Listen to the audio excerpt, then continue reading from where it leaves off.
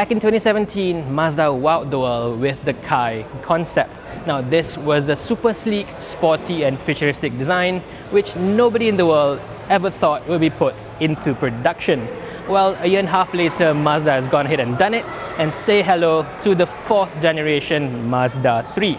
And not only that, it's already here in Malaysia, so let's take a look at this new baby.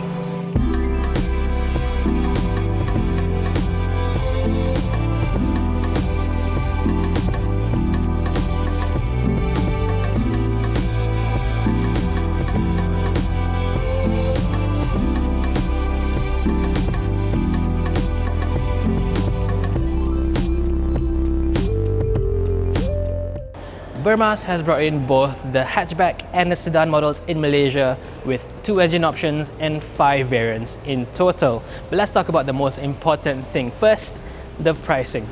The C segment model starts from 140,000 ringgit, and that is for the base 1.5 litre sedan and hatchback models. Move up to the 2 litre sedan high, and that's 150,000 ringgit, whereas the top spec 2 litre high plus sedan and hatchback go for 160,000 ringgit. Now that may sound a little bit expensive to you, especially when the Honda Civic tops out at under 130,000 ringgit. But let's not forget that is a fully locally assembled CKD model, whereas these are fully imported CBU models from Japan. So it sort of makes sense that these are a bit more expensive, especially with Malaysia's, say, unique tax structures. Also, compared to the only relevant C-segment hatchback still on sale in Malaysia that's fully imported, the Volkswagen Golf, that goes for over 170,000 ringgit. So this one being much better equipped, it's not all that overpriced, it's just the way things are in Malaysia at this point. With that out of the way, let's move on to looks, because this is where the new Mazda 3 absolutely shines. Especially the hatchback, this looks really close to the Kai concept, and in the metal, it's absolutely stunning, especially in this new polymetal grey finish. For those who prefer the sedans, you can still get that in Mazda's signature Soul Red crystal finish as well as machine grey. And surprisingly, there's no extra surcharge for these special colours. I'm sure by now you've noticed that these two cars look pretty much nothing like each other, and that is by design, because both cars are designed and styled separately. The hatchback is meant for the younger, sportier crowd, whereas the sedan is for those slightly older, slightly more executive types, but both are equally gorgeous in the flesh. The two cars share very few parts externally: the bonnet, the headlamps and the side mirrors. Everything else are different and are not interchangeable between the two. At the front, the hatchback gets a fully gloss black mesh grille with fully blacked out surrounds, whereas the sedan gets a plain black horizontal lines with a chromed out front grille. Even the lower bumper is different. The sedan is made to mimic the larger Mazda 6. Move on to the sides and the differences are even more apparent. The hatchback is all rounded and smoothened out as if all the body panels are shrink wrapped around a single piece of mass, whereas the sedan has a sharp crease along the sides to accentuate this extra length. The window lines are also different. On the hatchback, there's a chrome line across the bottom half, and the sedan does it the opposite way, chrome lines at the top half. Now, another crucial detail is the rear door design. Now, jump back to the Mazda 2, the sedan and hatchback had to share the same rear door, and that obviously compromised the sedan's shape. Overall, it made it look a little bit bloated, a little bit tall, but on the new Mazda 3, the sedan finally has its own rear door design that's lower and longer to complete that more traditional 3-box sedan profile. These two different styling approaches really come into full force as we get to the back of the car. The hatchback especially has this really thick and low set C-pillars for that stylish and sporty, ready to pounce look. The sedan meanwhile has a much slimmer and sharper tail end that if you put these two cars side by side, you wouldn't even guess that they are even related to each other. One last styling thing, all variants get twin tailpipes, and that even includes the base 1.5 litre models. On the topic of engines, the range starts with a 1.5 litre direct injected naturally aspirated motor, here making 118 horsepower and 153 Newton meters of torque.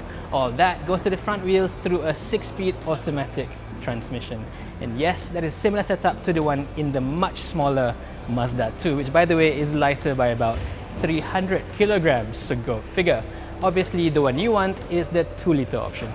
Again, it's a carryover engine from before. It's still 2 liters, still high compression direct injection with no turbocharger. Over here it makes 162 horsepower and 213 Newton meters of torque. That is a big jump over the 1.5, so this should offer much healthier levels of performance. Now, a lot of you have been asking, why don't we get the much more advanced Skyactiv-X engine? So I'll make it simple for you guys. In Japan, that engine is priced over 30% more expensive than the 2 liter here. So over here, you'll be looking at about 220,000 ringgit. That's deep into Mercedes-Benz A-Class money. People are already complaining about 160. Over 200,000, well, there's just no business case for Skyactiv-X. Now, before we go inside, let's talk about the all-important platform. This car rides on an all-new second-generation Skyactiv architecture, which Mazda says brings about huge improvements in terms of NVH. Now, parts of that come from added installations all over the car, but a big part is the move from having rear multi-links to rear torsion beams. Now, Mazda insists that this is not a cost-cutting measure, but rather a conscious decision because it makes the car simply better. Now, speaking to the engineers, they admitted that having multi-links do give it an edge in terms of driving on a track. But on everyday roads, this is the better solution. Now, I know a lot of you will still think that this is just all talk, that this is a big downgrade. So let's take this car for a proper review on Malaysian roads soon, so stay tuned for that.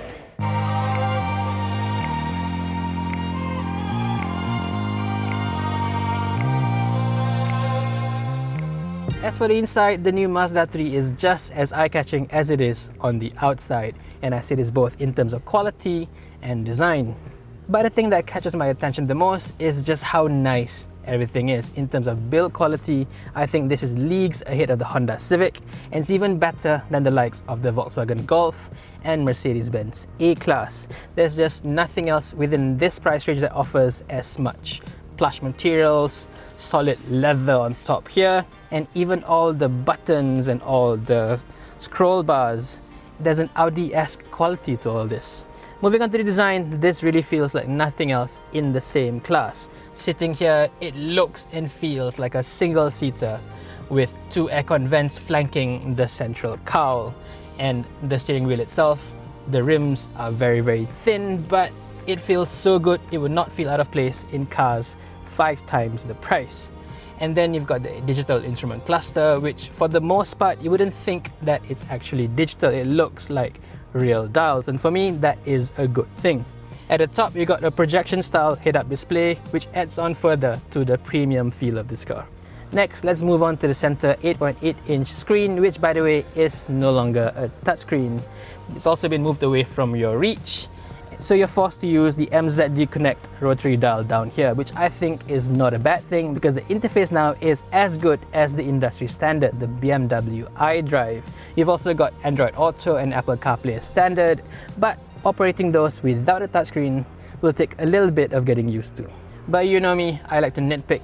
For this car, I don't quite like the blank buttons on the steering wheel, even on this top spec model. It's even much worse in the basic models. Also, we do not get the high-end Bose audio system, which again is not such a huge loss because this car's standard 8-speaker setup sounds a lot better than so-called premium audio setups in other cars.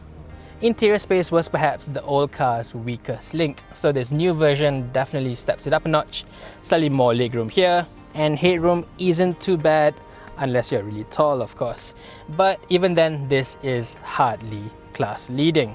On the bright side, you now get rear aircon vents on all except for the base models, and the rear bench itself is actually very supportive. But to be used as a full-fledged family car, the hatchback is at a slight disadvantage compared to the sedan, especially with this slightly smaller rear window and a fully blacked out headlining to give it that slightly more claustrophobic feel back here. As for the boot, the hatchback actually has a slightly smaller boot compared to the old car at just under 300 litres. The sedan meanwhile gets a slight upgrade, going up to 440 litres of space. Again, hardly class leading, but at least the Malaysian models get a space-saver spare tyre as standard. Onto equipment, the base model starts things off with standard LED headlights with halogen bulb daytime running lights, 16-inch wheels, fabric seats, and manual aircon. The high variant adds on keyless entry, leather upholstery, powered driver's seat with memory function, pedal shifters, dual zone climate control, and a sunroof. The High Plus models get the full LED headlights with LED DRLs and 18-inch wheels. On to safety, this car comes as standard with electronic stability control and 7 airbags, this being the very first Mazda to add on that additional airbag for the driver's knees. And if you get the High Plus version, it adds on a full suite of active safety features. This includes autonomous emergency braking, that's for forwards and reverse, high beam assist, lane keeping assist, blind spot monitoring, and even adaptive cruise control. This gives it a big advantage over most of its class rivals. So there you go, a proper first look of the 2019 Mazda 3 here in Malaysia.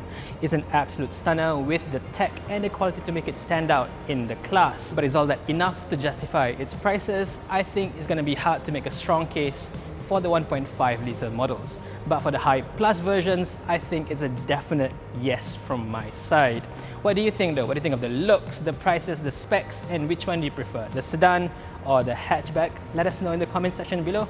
And thank you for watching.